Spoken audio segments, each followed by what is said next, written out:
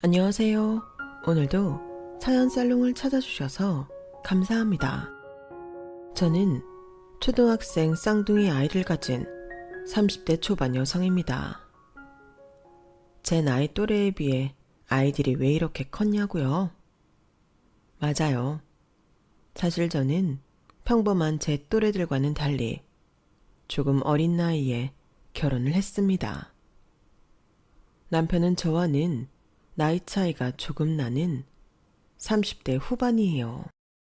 남편과는 뭣도 모르던 대학교 신입생 시절, 당시 제가 알바하던 대학교 근처 맥주집에서 알바생과 손님으로 만났어요. 남편은 저와 10살 차이가 났는데 실제 나이에 비해 동안이라 서로에 대해 아무것도 모를 땐 저보다 나이가 많아 봐야 서너 살쯤 많겠거니 하고 생각했어요. 당시 저는 남동생이 있어서 연하나 동갑은 별로 이성으로 느껴지지 않았고 연상을 좋아했는데 남편이 딱 제가 상상해왔던 연상의 느낌이었거든요. 풍채도 좋고 나이에서 오는 여유로움이나 능숙함 같은 것이 좋았죠. 대학가 근처 맥주집이다 보니 부어라 마셔라 마시고 인사불성이 된 남자 학생들이 많아 곤란한 적이 한두 번이 아니었는데 그럴 때마다 한쪽 구석에서 친구와 술을 마시고 있던 남편이 그런 곤란한 상황으로부터 늘 벗어나게끔 도와주었죠. 좀 웃긴 이야기긴 하지만 남편이 그때나 지금이나 인상이 좋은 편은 아니거든요.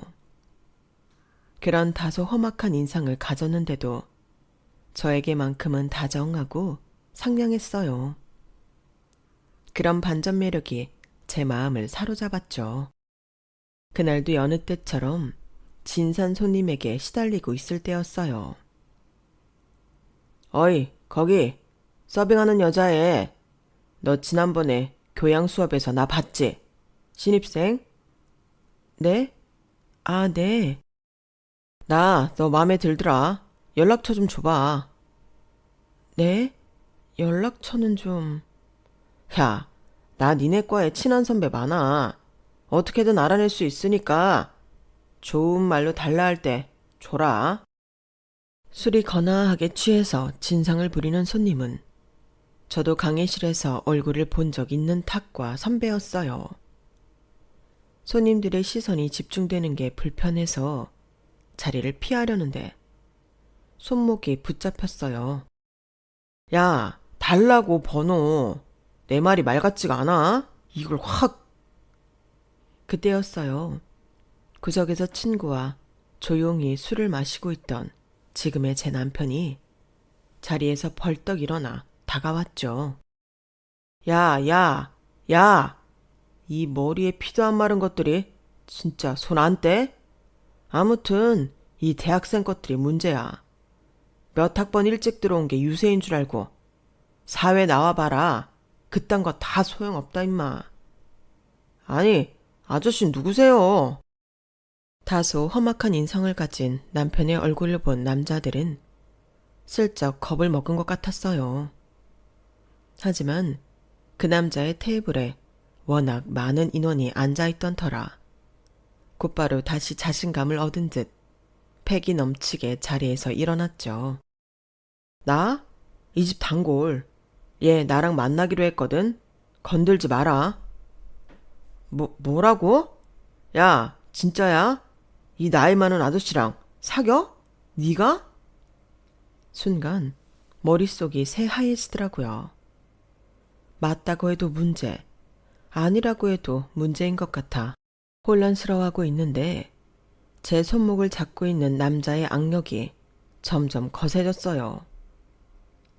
왜 말을 못해? 사귀냐고. 네, 그러니까 손 좀 놔주세요. 결국 압박감을 못 이기고 저도 홧김에 동조해버렸어요.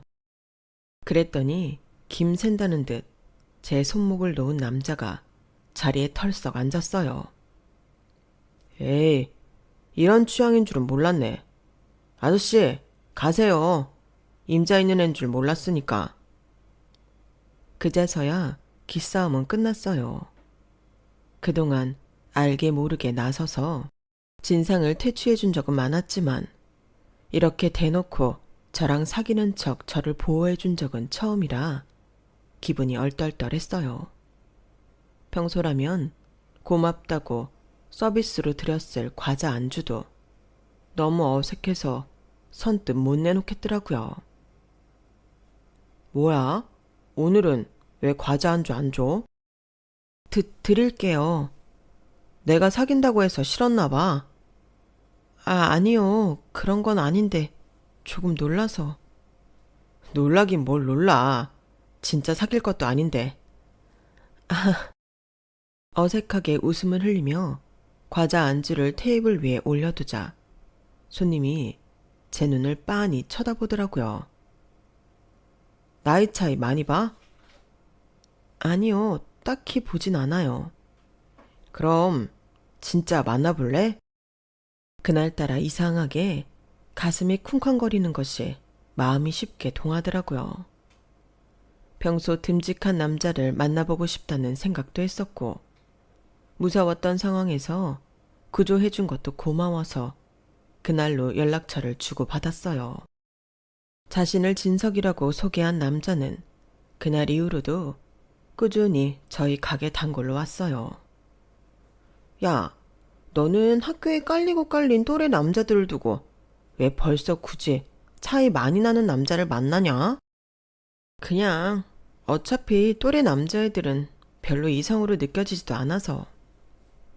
야, 냅둬. 자기가 끌리는 남자 만나는 거지. 그래도 너무 오래 만나지 마라.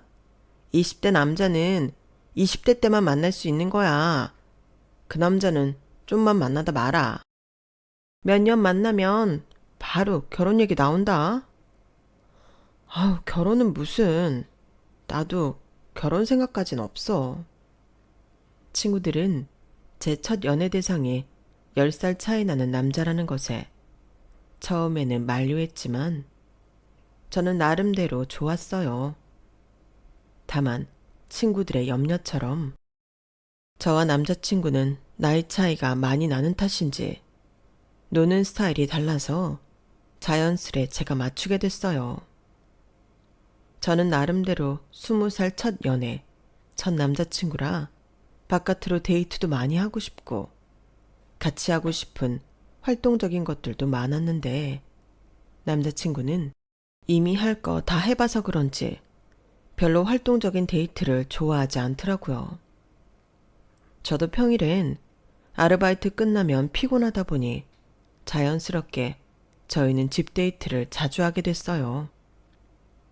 연애 초 몇 달 동안은 그냥 얼굴만 보고 있어도 좋고 저도 일 끝나면 피곤했으니 집 데이트만 하는 것에 딱히 큰 불만은 없었는데 그게 반년 넘게 지속이 되니 어느 순간 살짝 자괴감이 들기 시작하더라고요. 결국엔 그게 다툼으로 번졌어요. 오빠는 나랑 나가서 놀기 싫어? 생각해봐. 우리 반년 넘게 만났는데 추억이 하나도 없잖아. 어디 좋은 식당을 간 적도 없고 커피 한 잔을 분위기 좋은 데서 해본 적도 없고. 아우, 그런 거 다 돈 낭비야. 네 나이 때는 그런 게 재미있을지 몰라도 조금만 나이 먹어봐라. 다 부질없는데 돈 쓰는 거야. 서로 좋아하는 마음만 있으면 되지. 꼭 그런 데를 가야만 데이트야. 그래도 내 친구들은 다 남자친구들이랑 영화관도 가고 놀이공원도 가는데 우린 집에 누워서 뒹굴거리는 데이트만 하는 게 좀 속상해. 맨날 집에 있으니까 연애하면서 같이 찍은 사진도 별로 없는 것 같고. 알겠어. 그럼 다음 주엔 꼭 나가서 데이트하자. 내가 데리고 나갈게. 응? 진짜지? 그래, 약속해. 어린 여자친구 만나는 내가 감수해야지 뭐. 뒷말이 좀 찜찜하긴 했지만 어쨌든 다음 주에는 남들과 비슷한 평범한 데이트를 할 수 있다는 사실에 기분이 들떠서 못 들은 척 넘겼어요. 더 이상 싸울 힘도 없고 어쨌든 제 말을 들어준다고 하니 별로 따지고 싶지도 않았죠. 그렇게 대망의 다음 주가 되었어요. 소개팅이라도 나가는 양 설레는 마음으로 한껏 꾸민 제 앞에 남자친구는 헐렁한 추리닝에 반팔 티차림으로 나타났어요. 첫 바깥 데이트라 약간 꾸민 모습을 기대했던 바람에 실망도 컸죠.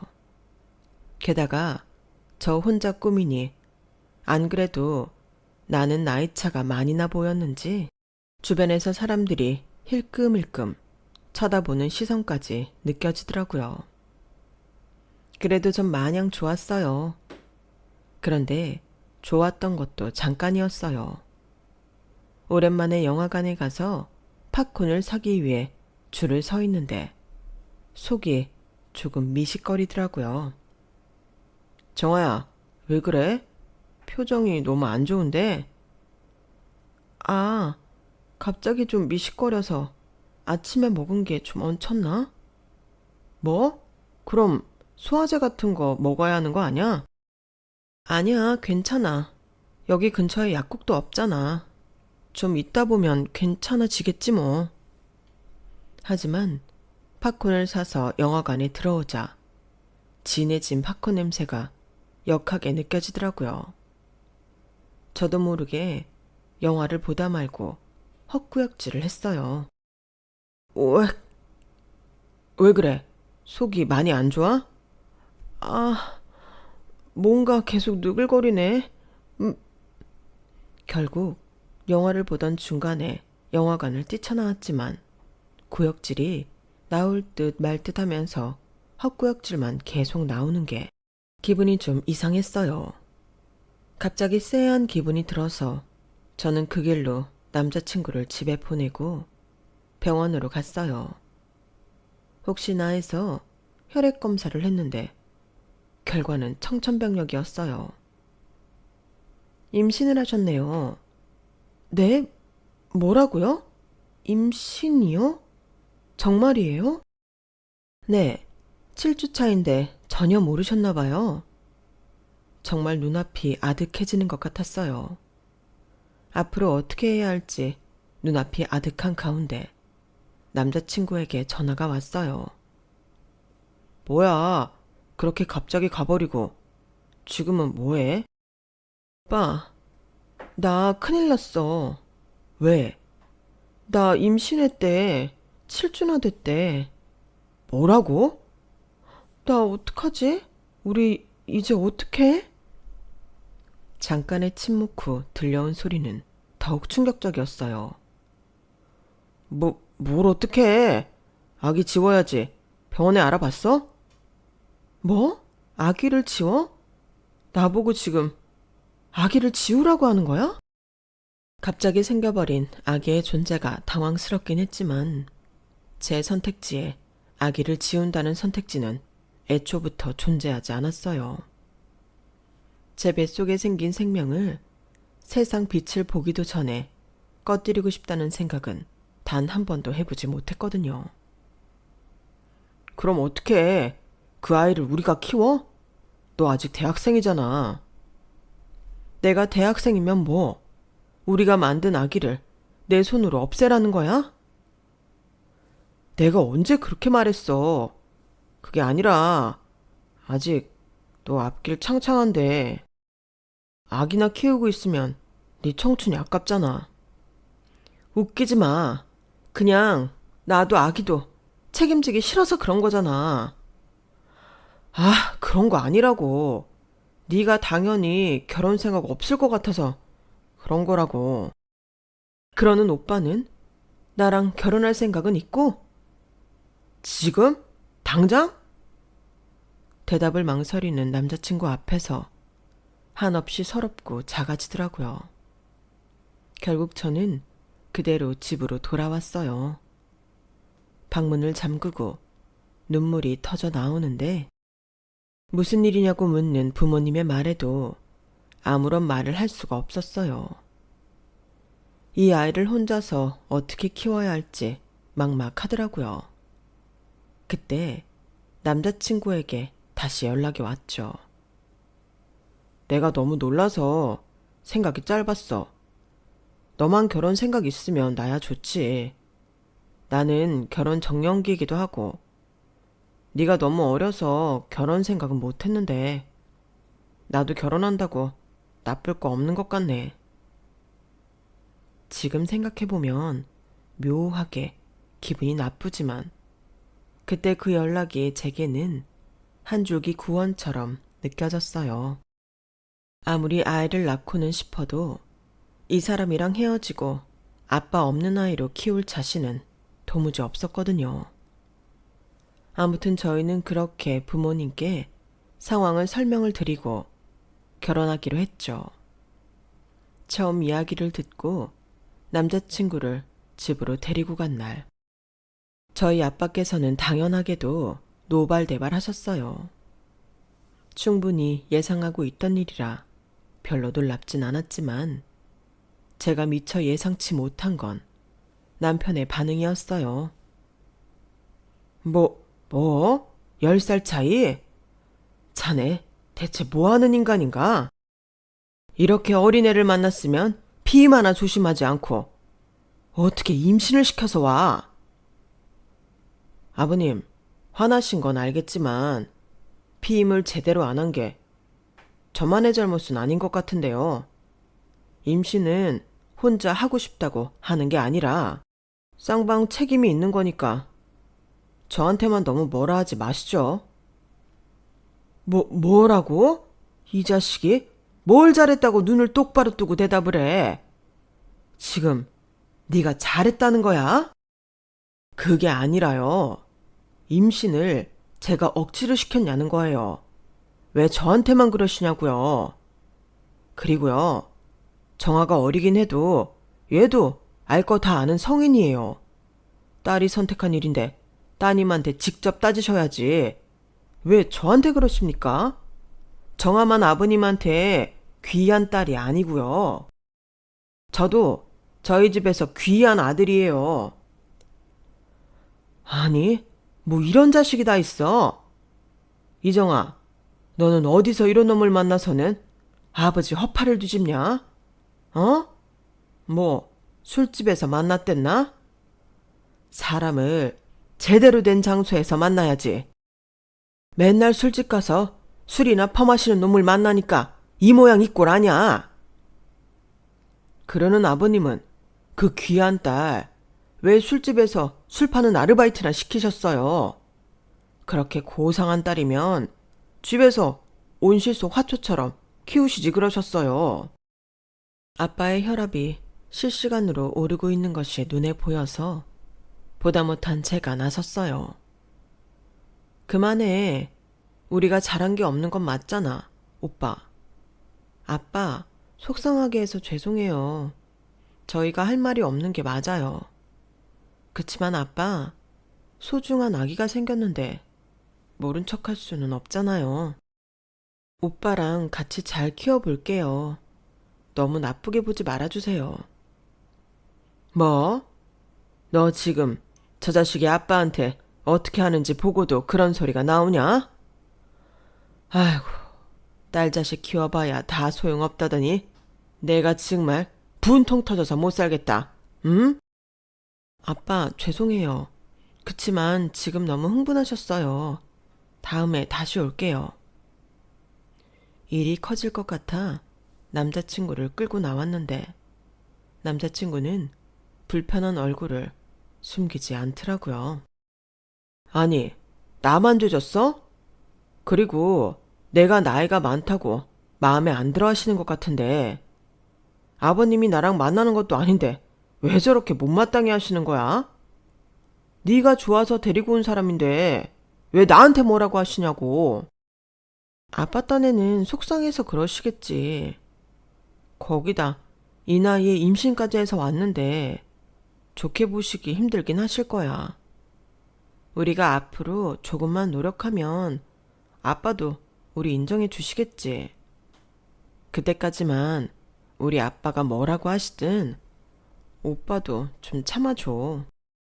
말은 그렇게 차분하게 했지만 앞으로 결혼 과정이 순탄할 것 같지 않아서 걱정이 들더라고요. 그날 저녁, 남자친구는 남자친구대로, 아빠는 아빠대로 진정시키느라 진이 쭉 빠졌어요. 게다가 남자친구 앞에서는 가만히 계셨던 엄마까지 전화하셔서 속마음을 내비치셨죠. 정아야, 엄마야, 혹시 그 결혼 꼭 해야겠니? 나도 그 사람 너무 별로야. 아무리 임신이 쌍방 책임이라고는 해도 나이도 많은 사람이 그렇게 무책임하게 굴고 네 아빠한테 하는 것만 봐도 평소 성품이 어떤지 알겠던데. 이런 사람한테 너를 시집을 보내도 될까 싶다. 엄마 걱정하시는 것도 아는데 오빠가 감정이 많이 상해서 그런 거지. 원래 그런 사람은 아니에요. 아기도 가진 마당에 너무 나쁘게만 보지 말아주세요. 걱정하시지 않게 저희 잘 사는 모습 보여드릴게요. 다행히 엄마께선 제 설득에 별 말씀 없이 넘어가셨지만 그날 이후로 아빠의 극심한 결혼 반대가 시작되었어요. 심지어 남자친구 앞에서 대놓고 반대하셔서 갈등이 풀리기는커녕 고조되기만 했죠. 내 눈에 흙이 들어가도 저놈은 안 된다. 단순히 나이 차이 많이 나고 애부터 만들어와서 그런 게 아니야. 어른을 대하는 태도 하나를 보면 열을 안다. 저놈은 글렀어. 절대 안 돼. 다행이라면 다행인 건 그날 이후로는 남자친구가 이 악물고 저희 아빠의 반대를 묵묵히 견뎌냈다는 거였어요. 아빠, 오빠도 그날 이후로 많이 반성하고 있어요. 오빠도 아기가 생기고 나서 많이 혼란스러워서 그랬던 것 같아요. 한 번만 눈 감아 주시고 저희 믿어주세요.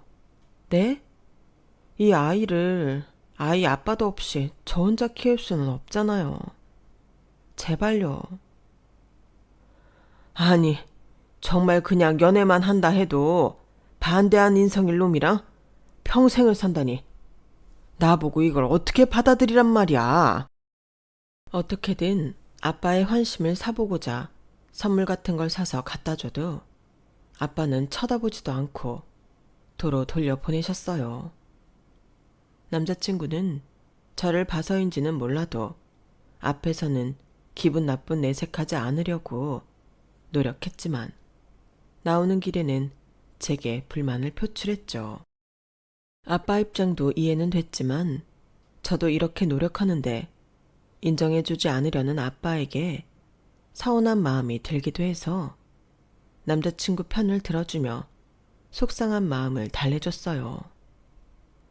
그렇게 치열하게 결혼 반대를 이겨내가는 과정 중에도 제 배는 점점 불러오고 있었죠. 그러던 어느 날이었어요. 만삭에 가까워지는 제 배를 본 아버지가 혀를 찢찢 차시더니 말씀하셨어요. 아이 낳고 몸 회복하는 대로 결혼식장 잡아라. 아빠, 정말이에요? 진심이세요? 그래, 내일 모레 손주 나오게 생겼는데 너희는 이렇게 굳건하니 내가 더 이상 무슨 핑계로 말리겠니? 아버지는 허락을 하시고도 속상하신지 저희를 등지고 앉으셨어요. 저는 드디어 허락을 받았다는 기쁨에 눈물이 터져나오더라고요. 아빠, 감사해요. 저희 정말 잘 살아볼게요. 그래, 너만 행복하면 됐지.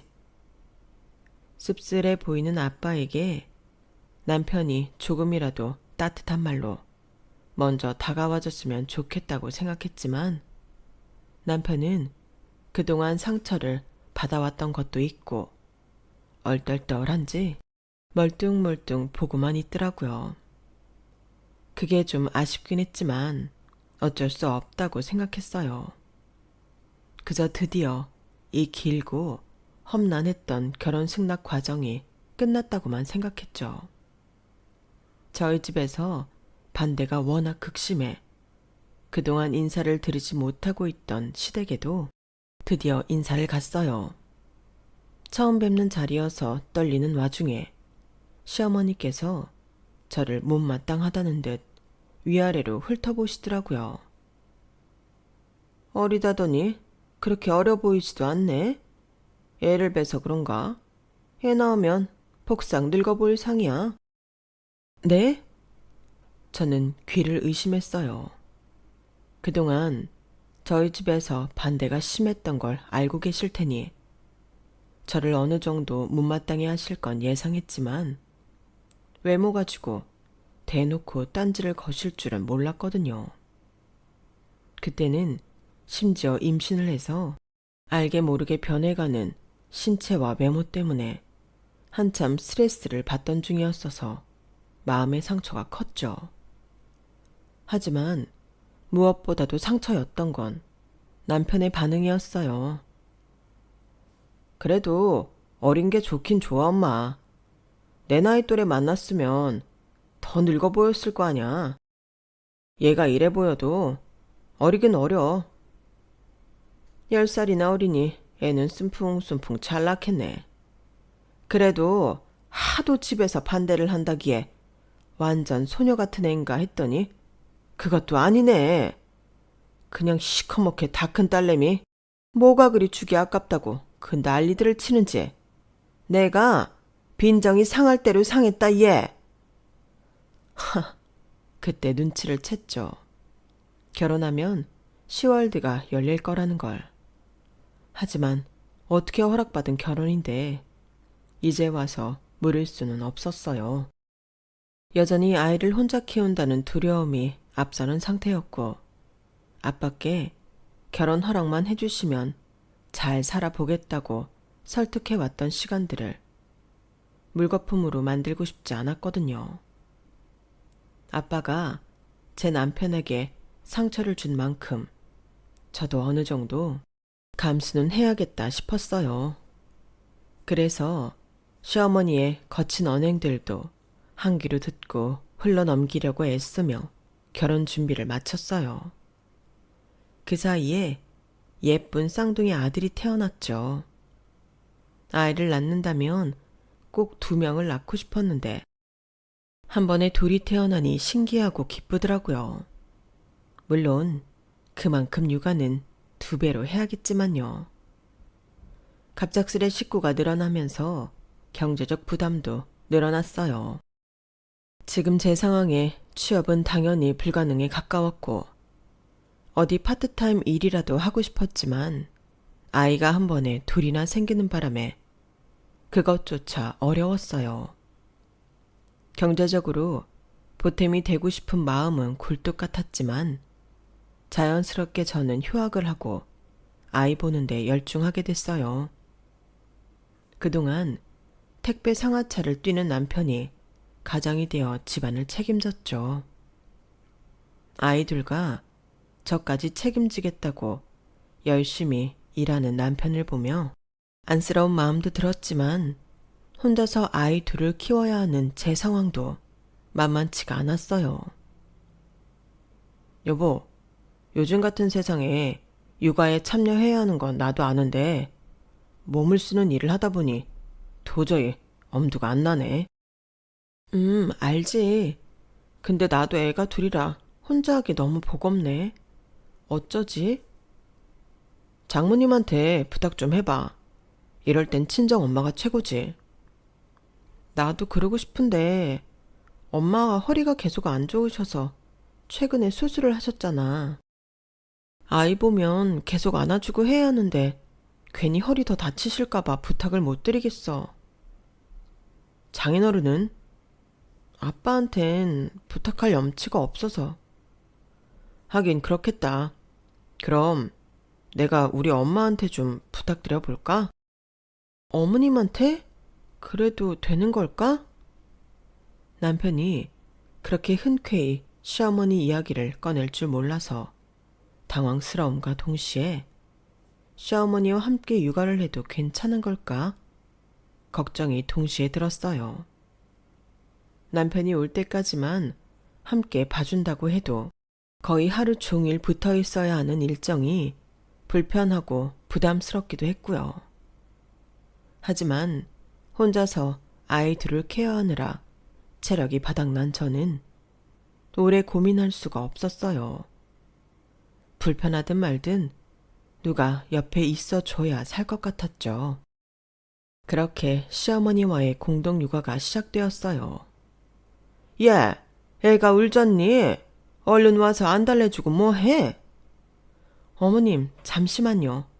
이유식 만드는 동안만 어머님이 안아주시면 안 될까요? 아우, 나도 몸이 아파서 더 이상은 못 안아준다. 이런 건 젊은 네가 하는 게 맞지? 하지만 도움이 될 줄 알았던 시어머니는 제가 젊다는 핑계로 제게 일을 다 미루시더라고요.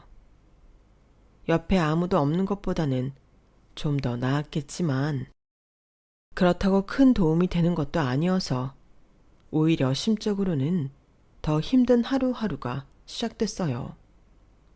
예, 이거 설거지 바로바로 안 하니? 집안일을 이렇게 미루면 안 된다. 어머님, 이때까지 애들한테 눈 못 뗐던 거 아시잖아요. 조금만 쉬었다가 할게요. 아, 지저분해.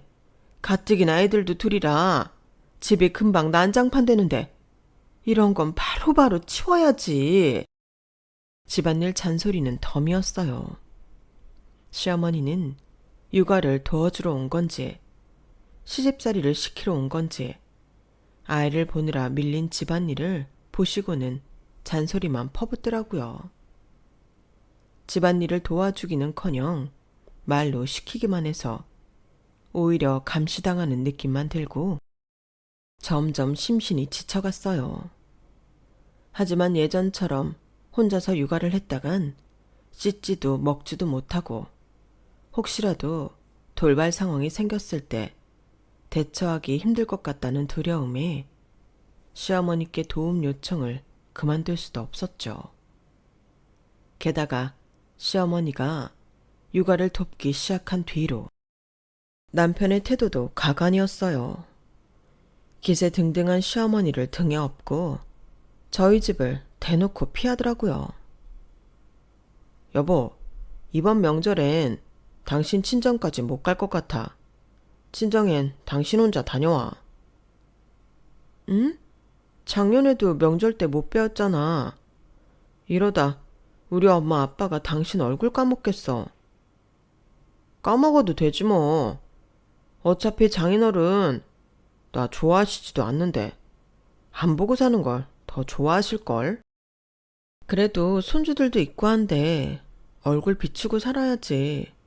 무작정 불편하다고 안 보고 살면 어떡해.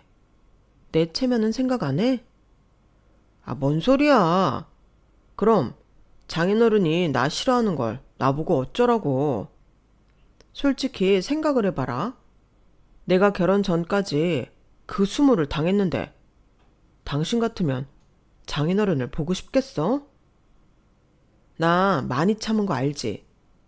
그때야 당신이랑 결혼하려고 참았다지만 나 이제 더 이상은 못 참아.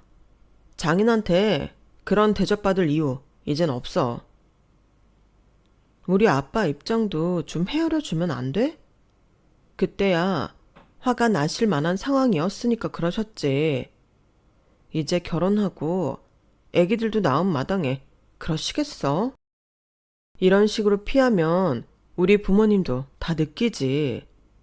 가까워지진 못할 망정 계속 멀어질 필요는 없잖아. 그러는 내 입장도 헤아려 줘야지. 나도 화날 만한 상황 아니야? 솔직히 당신 부모님 꼴도 보기 싫어. 당신 부모님이 네가 어리다는 이유로 얼마나 유세를 떨었어? 내가 나이 많은 게 죄냐? 임신한 게 나 혼자만의 죄야? 그렇게 유세 떤 거에 비해 당신 부모님이 해준 게 뭔데? 집을 해주기랬어, 육아를 돕기래. 우리 부모님은 적어도 육아는 돕잖아? 그러니 당연히 내가 당신 부모님이랑 우리 부모님을 차별하기 싫어도 차별하게 되지. 그래도 나랑 계속 살 거면 이건 좀 아니지. 누가 우리 부모님한테 잘해달래? 적어도 얼굴은 비추고 살아야지. 그래? 그럼 진짜 얼굴만 비춰도 되는 거지. 그래, 내가 뭐 많은 거 바래? 적어도 자식된 도리는 하고 살게 해줘야지. 안 보고 사는 건 해도 해도 너무하잖아. 좋아. 난 당신 부모님한테 효도하고 싶은 마음 없어. 그러니까 진짜 당신 체면 생각해서 얼굴만 비출 거야. 불만 갖지 마. 알겠어? 그래. 누가 당신 보고 효도해달래? 제발 얼굴이라도 비춰라.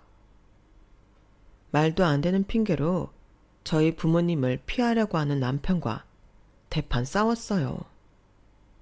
결론적으로 제가 이긴 거나 다름없었지만 친정에 갈 때마다 남편은 정말 손 하나 까딱 안 하더군요.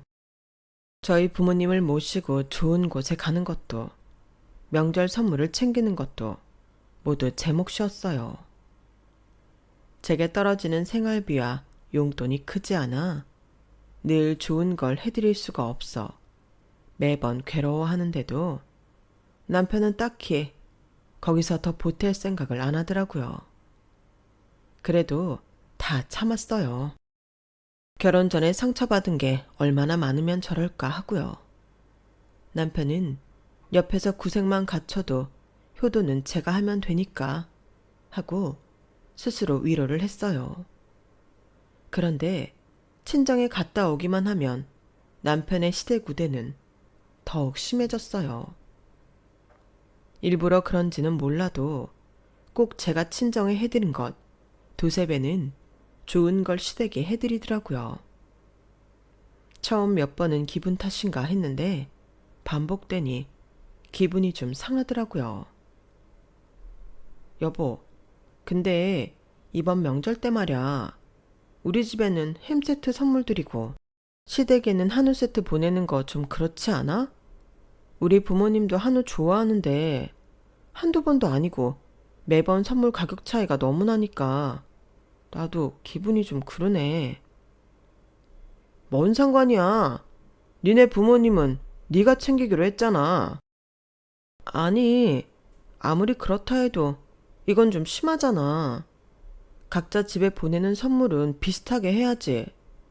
나는 당신이 하도 싫다 해서 내가 쓸 수 있는 돈 선에서 하는데 당신은 시댁에 항상 좋은 거 갖다 드리니까 우리 집에도 신경 좀 써주면 안 돼?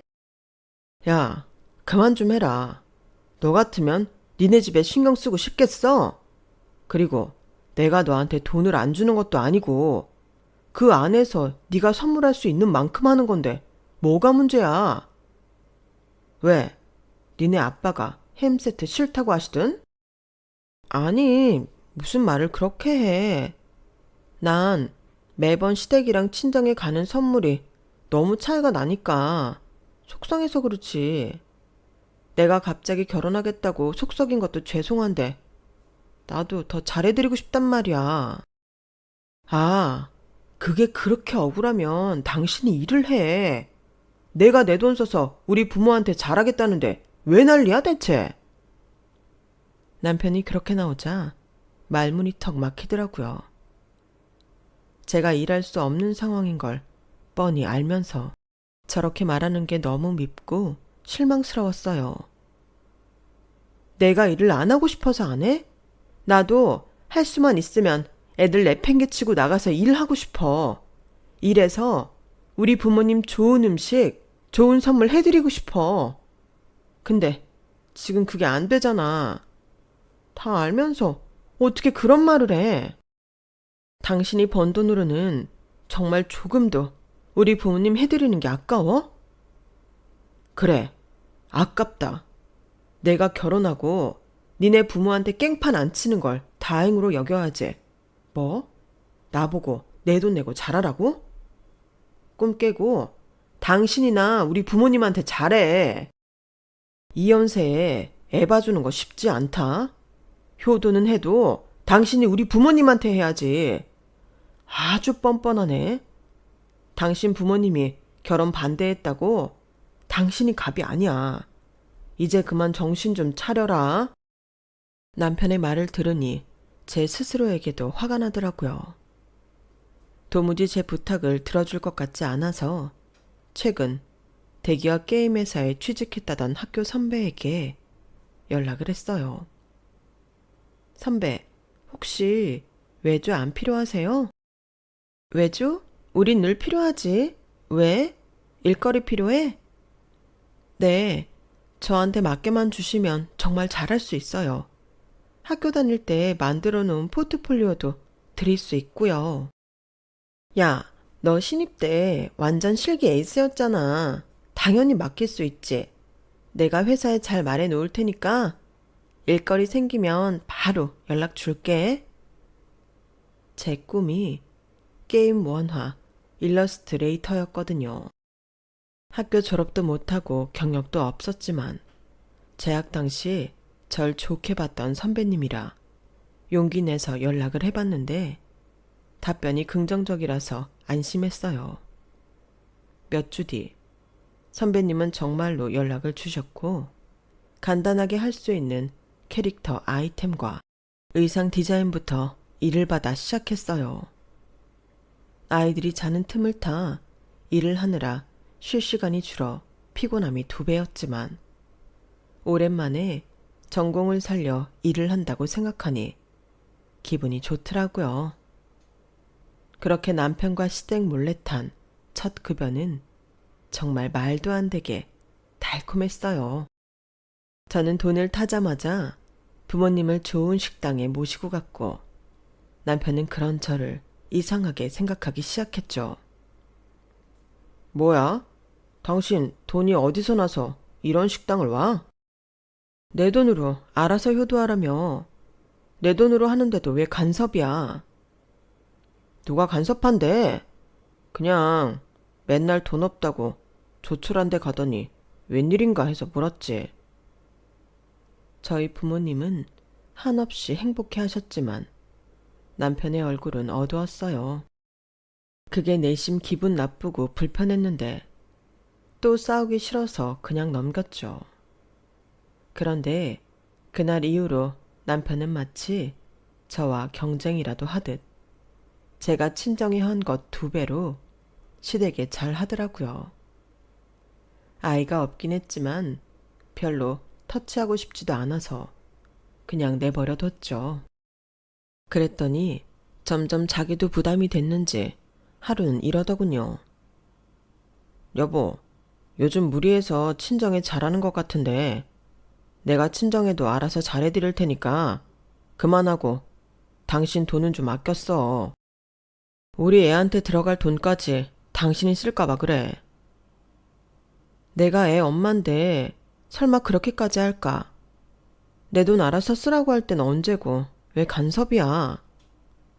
야, 그럼 우리가 지금 남도 아니고 다 우리 가족들한테 쓸 돈으로 쓰는 건데 간섭을 하지 안 해? 지금 당신 넘치게 친정에 투자하고 있잖아. 무슨 효도하기 대회도 아니고 대체 누가 이렇게까지 하냐? 언제는 서로 알아서 잘 하자더니 왜 말을 바꿔? 내가 친정에 잘하는 게 그렇게 못마땅하니? 경제적으로 능력이 되고 그렇게 하면 내가 뭐라고 하냐? 내가 돈 버니까 내가 알아서 하겠다고. 뭔 말이 많아. 예전 같았으면 남편이 하는 말에 곧이곧대로 상처를 받았겠지만 몰래 제 일을 하고 있는 지금은 전혀 상처가 되지 않더라고요. 그래서 굳이 제가 일을 하고 있다는 말은 하지 않았어요. 그래, 그럼 당신이 알아서 우리 부모님한테 잘해봐. 얼마나 잘하나 보자. 솔직히 여기까지 오니 남편이랑 이혼하고 싶은 마음이 굴뚝 같더라고요. 저희 부모님한테 앙심이라도 품은 듯 결혼하자마자 돌아서는 것도 그렇고 임신한 제게 미안한 기색이 조금도 없었던 것도 연애 때 밖에서 데이트하자고 하자마자 임신해서 결국 연애 때 기억은 영화관 가서 입덧한 게 전부인 것도 애 둘 키우느라 정신없는데 돈 못 벌어온다고 저희 부모님은 푸대접하고 용돈으로 알아서 효도하라는 것도 남편의 인성은 정말 10살 연상이라고는 믿기지 않을 만큼 치사하고 옹졸했거든요. 그렇다고 육아를 참여하길 하나 매일 몸쓰는 일을 한다고 피곤하다는 핑계를 대고 시어머니를 붙여줬으니 된 거 아니냐는 말 같지 않은 소리까지 하는데 아이들만 아니었다면 눈 딱 감고 이혼하고 싶었죠. 그래도 애들 생각해서 계속 참았어요. 하지만 참는 게 능사는 아니라고 결국 일은 터지고야 말았어요. 여보, 이번에 아버님들 칠수는 어떻게 챙길까? 공교롭게도 저희 아빠와 시아버지는 연배가 같으셨어요. 그것만 해도 신기한 일인데 두 분 생신이 일주일밖에 차이 나지 않았거든요. 연달아 칠순을 챙기자니 조금 부담스럽기도 해서 어떻게 준비할지 미리 상의하려고 물은 건데 남편은 다짜고짜 인상을 확 찡그렸어요. 아, 내가 알아서 좀 한다고 진짜. 너 이 정도면 집착이야. 아주 하늘이 내린 효녀 났네. 아, 진짜 열이 확 치솟는데 정말 더러워서 피했어요. 저렇게 나오니 두고 보자는 생각만 계속 들더라고요. 시아버지 생신이 일주일 먼저였는데 시아버지 칠순 때는 고급 한우 오마카세 집에 가서 1등급 한우를 먹었어요. 이런 식당은 저도 처음 와봐서 덕분에 같이 호강을 하긴 했지만 먹는 내내 기분이 어딘가 찜찜했어요. 아무래도 시아버지 칠순 때 이렇게 돈을 많이 썼는데 저희 아빠 칠순 때도 이렇게 돈을 쓸 것 같진 않다는 생각이 내내 들었거든요. 그렇게 싸웠는데도 우리 아빠를 푸대접하면 진짜 이번엔 이혼이다. 이를 갈았죠. 여보, 진짜 우리 아빠 칠순도 당신이 알아서 하는 거 맞지? 아, 그래. 그렇다고 좀 그만 좀 해라. 몇 번을 말하냐? 어? 확 진짜 폭발하기 전에. 순간적으로 폭력적인 성향을 보이는 남편에 눈이 돌아갈 뻔했어요. 다른 건 몰라도 폭력적인 성향이 있는 남자와는 절대 살고 싶지 않았거든요. 결혼하고 6년이 지난 지금에서야 아빠가 왜 그토록 제 결혼을 반대했는지 알 것 같더라고요. 아빠는 이런 모습마저 예상을 하셨던 거 아닐까 싶었고요. 그렇게 분노를 삼키느라 싸늘한 침묵 속에서 집에 도착하자 남편은 큰 쇼핑백을 하나 꺼냈어요. 그렇게 호언장담을 했으니 무슨 선물일지 궁금하더라고요. 장인어른, 장모님, 저희 왔습니다. 그래, 운전하느라 고생했다. 저희 아빠는 아직도 남편을 탐탁치 않게 생각은 했지만 손주들과 저를 봐서 가족의 일원으로 마지못해 받아들이고 계셨어요. 남편이 저희 부모님을 대하는 태도에 비해 아빠께서 애쓰는 모습이 보여서 너무 죄송하더라고요. 칠순 축하드립니다. 칠순 선물이에요. 풀어보세요. 그래? 아유, 뭘 이런 걸 또 가지고 왔나. 아빠께서 그래도 기쁜 얼굴로 상자를 여는데 표정이 실시간으로 굳어지셨어요. 뭔가 해서 봤더니 막걸리 3병이더라고요. 덩달아 저까지 심장이 철렁 내려앉았죠. 여보, 이게 뭐야? 잘못 꺼낸 거지? 뭔 소리야? 이게 얼마나 비싼 건데. 장인어른 아시죠? 막걸리 중에 이게 제일인 거. 장인어른께서 막걸리를 하도 좋아하셔서 실컷 드시라고. 한번 준비해 봤습니다. 지금 이 상황이 제 앞에서 벌어지는 실제인 건지, 장인어른 환갑에 막걸리 선물 얘기 들어는 봤지만 장인어른 칠순의 막걸리가 실제라뇨.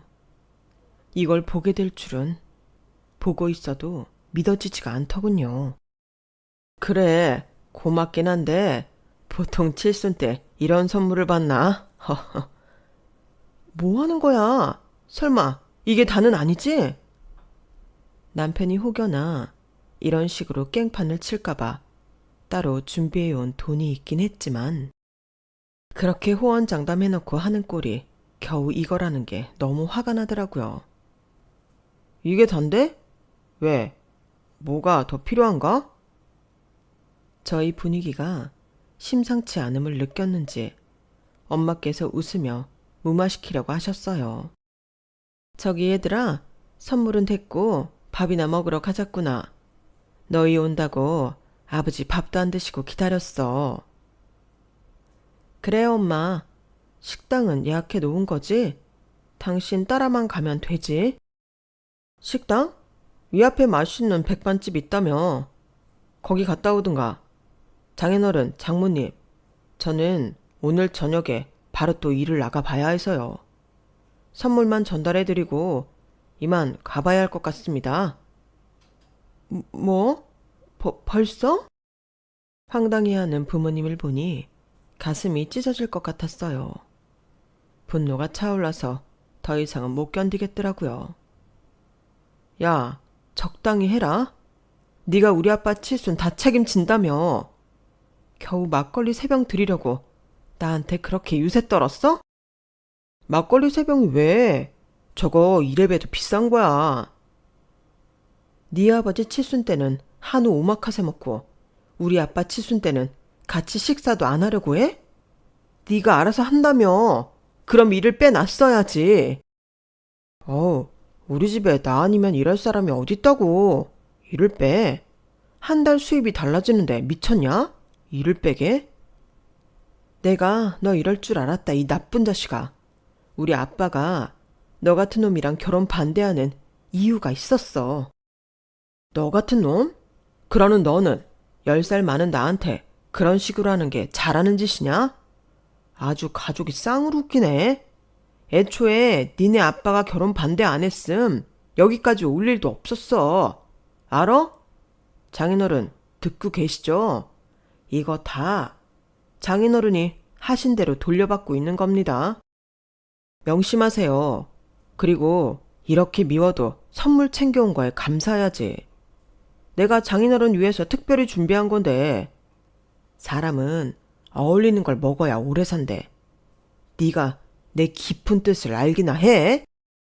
끝까지 비꼬는 남편 때문에 결국 뚜껑이 열렸어요. 저는 막걸리를 따서 남편 머리에 부어버렸어요. 그래? 어울리는 걸 먹어야 오래 산대? 그럼 막걸리에는 네가 딱이네. 많이 먹고 오래 살아. 나는 너랑 더 이상 살 마음 없으니 알아서 잘 사시고. 어? 야, 미쳤어? 지금 이게 뭐 하는 짓이야? 뭐 하긴. 난 더 이상 당신이랑 살 일 없으니 당신 혼자 오래오래 잘 살라고 축복해주는 거지. 어때? 비싼 막걸리 맛이 좋긴 좋으니? 전 다른 막걸리도 따서 남편한테 부어버렸어요. 엄마 아빠가 뜯어 말렸지만 더 이상 멈출 수가 없었죠. 야, 네가 나한테 이런다고 뭐가 달라질 것 같아? 어차피 애들 두고 이혼도 못할 거면서. 돈 한 푼도 내 힘으로 못 버는 네가 나랑 이혼해서 뭐 할래? 이혼해서 뭘 하긴. 일하고 학교 마저 다녀야지. 네가 몰라서 그런가 본데 나 일하고 있었어. 너 없이도 충분히 애들 키울 수 있다고. 나 이혼해. 너 같은 놈이랑 더 이상 같이 살 자신 없어. 차라리 나 혼자 애들을 키우고 말지. 제 이야기를 듣고 계시던 엄마가 갑자기 울음을 터뜨리셨어요. 당황해서 엄마를 안아드렸는데 엄마께서 그러시더군요. 그래, 우리가 애들 키워줄게. 그러니 저 남자랑은 얼른 이혼해라. 그동안 어찌나 이야기하고 싶었던지. 네가 그래도 그럭저럭 잘 사는 줄 알고 참고 있었는데 이혼해. 정아야, 이제라도 네 인생 찾아. 그래, 아빠도 너 생각해서 지켜보려고 했는데 도저히 널 행복하게 해줄 수 있는 놈이 아니야. 네 마음이 동했다면 이혼해라. 부모님께서도 적극적으로 제 편을 들어주시니 더 두려울 게 없었어요. 그날 이후 저는 남편과 이혼을 했어요. 남편도 집단에는 끝까지 저희 부모님께 인정받지 못한 게 자존심 상했는지 바로 이혼을 해주더군요. 저는 위자료를 받아서 부모님 집에 들어왔고 부모님 도움을 받아 아이들을 맡기고 못했던 학교 공부를 병행하며 외주 일을 꾸준히 했어요. 부모님께 100% 아이를 맡기는 건 죄송해서 사이버 대학교를 졸업했고 학점을 따는 동시에 선배네 회사로 취직을 했죠. 외주일 때 제 작업물이 반응이 워낙 좋았던 터라 생각보다 수월하게 취직을 했고 능력을 인정받아 연봉 협상도 넉넉하게 잘 되었어요. 지금은 아이들이 초등학생이 되어 시간적으로나 경제적으로나 조금 여유가 생겼네요. 저를 못살게 굴던 시어머니나 남편과 헤어지니 지금은 참 속이 후련해요. 제가 직접 돈을 버니 부모님께 누구 눈치 보며 잘하지 않아도 되고 어찌 보면 당연한 것들을 당연하지 않게 살아왔다 보니 이런 사소한 것들도 큰 행복이 되네요. 처음부터 부모님 말을 듣고 남편과 살지 않았다면 어땠을까 싶기도 하지만 예쁜 두 아이를 보면 또 그런 생각이 날아가기도 해요. 안 좋은 기억뿐이던 남편이 그나마 제게 남긴 유일한 선물이니까요. 제 이야기 들어주셔서 고맙습니다. 털어놓고 나니 조금 후련하네요. 다들 행복하시고 복 받으세요. 여러분, 사연 댓글에 응원과 현명한 조언 부탁드려요. 좋아요와 구독은 저에게 큰 힘이 됩니다. 오늘도 좋은 일 가득하세요.